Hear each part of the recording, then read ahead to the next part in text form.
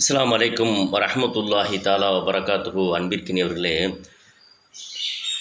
நிழலின் அருமை வெயிலுக்கு சென்றால் தெரியும் என்று சொல்வார்கள். அதாவது நாம் ஒரு நிழலான இடத்துல இருக்கோம், ஒரு மரத்தின் நிழலையோ ஒரு வீட்டுக்குள்ளேயோ ஏதாவது ஒரு நிழலான இடத்துல இருக்கும்போது நமக்கு வெப்பம் தெரியாது, வேர்வை வராது, உடம்பு சோர்வாகாது.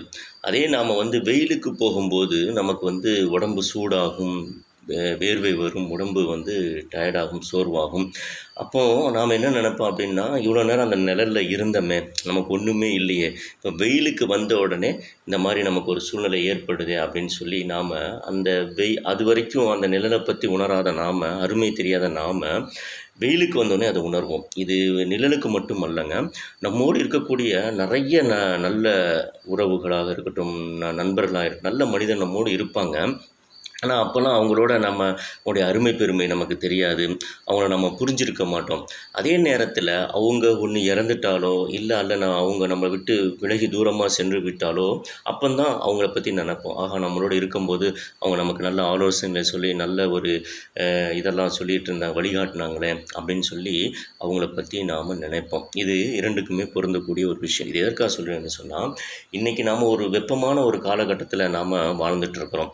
அப்போ நமக்கு என்ன தேவைப்படுது அப்படின்னு சொன்னால், நிழல், ஒரு ஓய்வெடுக்க ஒரு நிழல், வெப்பமில்லாத ஒரு இடத்தை நாம் என்ன செய்கிறோம், தேடி அது எங்கேயாவது ஒரு மரத்துக்கு கீழேயோ இல்லை ஒரு பள்ளிவாசலோ வெளியே செல்கின்ற பொழுது வெயிலில் நம்ம சுற்றிட்டு கொஞ்ச நேரம் இளைப்பாறுவதற்கு ஒரு மரத்துக்கு அடியில் போய் நிழலை தேடுறோம். பள்ளிவாசலுக்குள்ளே போகுமா இல்லை எங்கேயாச்சும் ஒரு இடத்துல நிற்போமா, நிழலான ஒரு இடத்துல நிற்போமா அப்படின்னு சொல்லி நிழலை தேடிக்கொண்டிருக்கின்றோம்.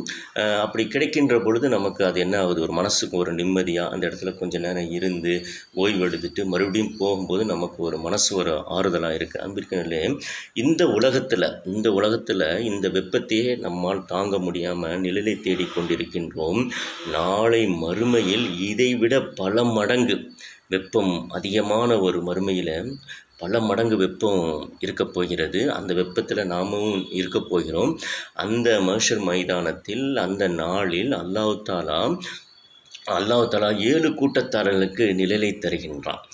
7 கூட்டத்தார்களுக்கு நிழலை தருகின்றான். நாம் என்ன செய்வோம்னா, அந்த வெப்பத்தில் நிற்கின்ற பொழுது நமக்கு எங்கேயும் ஒரு நிழல் கிடைத்து விடாதா, நமக்கு நம்முடைய இந்த வெப்பத்திலிருந்து தப்பிக்கிறதுக்கு எந்த ஒரு வழியும் கிடைத்து விடாதா என்று ஏங்கி கொண்டிருக்கின்ற பொழுது அல்லாஹ் தஆலா தன்னுடைய அரிசினுடைய நிழலை 7 கூட்டத்தார்களுக்கு கொடுக்குறாங்க.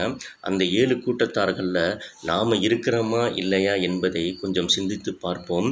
ஒன்று, நீதம் செலுத்துகின்ற அரசன் என்று அல்லாஹ் சொல்கின்றான். நீதம் செலுத்துகின்ற அரசன், அந்த கூட்டத்தார்கள் என்று சொல்கின்றான். அப்படி என்று சொன்னால், இந்த காலத்தில் நாம் எடுத்துக்கலாம், நீதிபதிகளை எடுத்துக்கொள்ளலாம், ஒரு பள்ளியினுடைய நிர்வாகிகளை எடுத்துக்கொள்ளலாம், ஒரு குடும்ப தலைவர்களை எடுத்துக்கொள்ளலாம். நீதிங்கிறது அரசருக்கோ நீதிபதிக்கோ சொந்தமானதல்ல.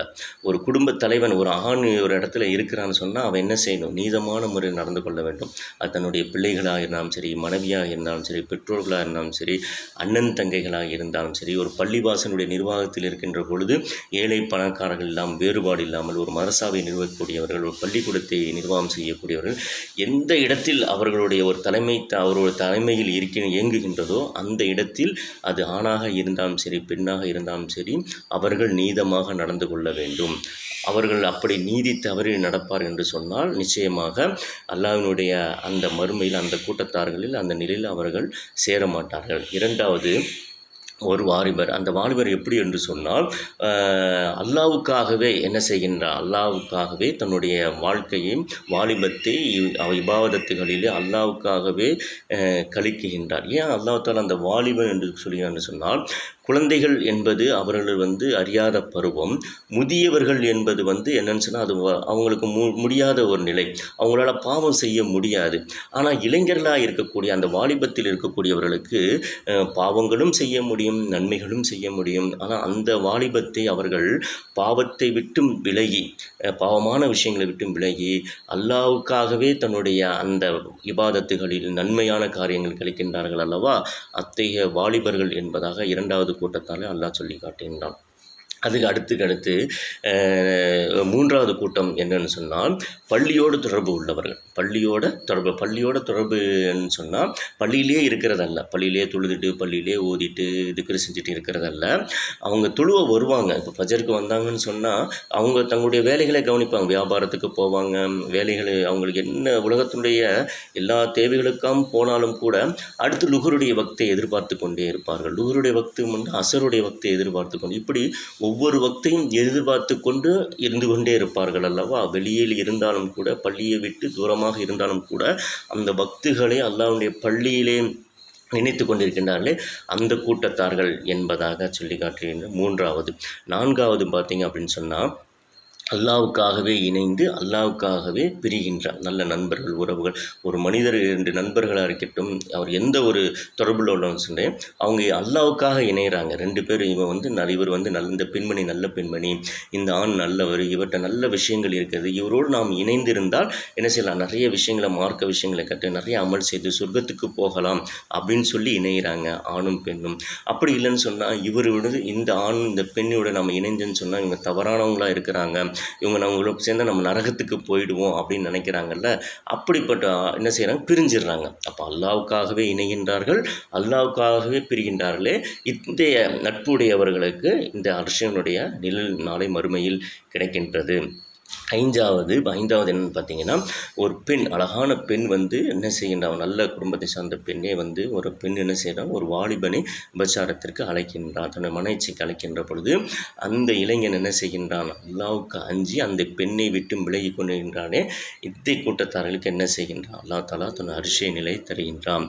ஆறாவது என்னென்னு பார்த்தீங்கன்னு சொன்னால், வலது கரம் கொடுப்பது இடது கரம் தெரியாமல் நன்மை செய்கின்றார்கள் அல்லவா இந்த கூட்டத்தார்கள். இன்றைக்கி அப்படி ஒன்றும் இல்லைங்க. நாம் இன்றைக்கி என்ன நம்முடைய நிலைமையெல்லாம் இன்றைக்கி என்னென்னா, சின்ன சின்ன உதவிகள் செய்தாலும் கூட அதை விளம்பரமாக்கி விட்டோம். அல்லாஹ் பாதுகாக்க வேண்டும். இப்படிப்பட்ட, அதாவது வலது கரம் கொடுப்பது இடது கரம் தெரியாமல் உதவி செய்து கொண்டிருந்தாலே இந்த கூட்டத்தார்களுக்கு அல்லாஹ் என்ன செய்கின்றான், தன்னுடைய அர்ஷ நிலை தருகின்றான். அடுத்து 7வது பார்த்தீங்கன்னு சொன்னால், தனிமையில் அல்லாவை நினைத்து கண்கள்லாம் அழுத அந்த கூட்டத்தார்கள். இன்றைக்கி பார்க்குறோம், நான்லாம் சின்ன வயசில் இருக்கும்போது ஒவ்வொரு வக்துகளையும் முன்சஃபில் உட்காந்து அழுது துவா செய்வாங்க பெரியவங்கள்லாம், நிறைய பார்த்துருக்குறேன். ஆனால் இன்றைக்கி பார்த்திங்கன்னா, தொழுகைக்கு ஏதோ கடமைக்கு வரோம், அஜர்த்து துவா ஓதுறதுல கூட நம்ம கலந்துக்கிறதுல, சலாம் கொடுத்தவொடனே வேகமாக வந்துடுறோம். இன்றைக்கி யாருமே என்ன செய்கிறதில்ல, அல்லாவிட்ட அழுது துவா கேட்குறதில்ல. அது அல்லாவிட்டது அழுகைங்கிறதே நமக்கு என்ன இல்லை, வரதில்லை. ஏதோ ஒரு பேருக்கு தொழுகிறோம், ஏதோ கேட்குறோம், அல்லாட்ட வந்துடுறோம்.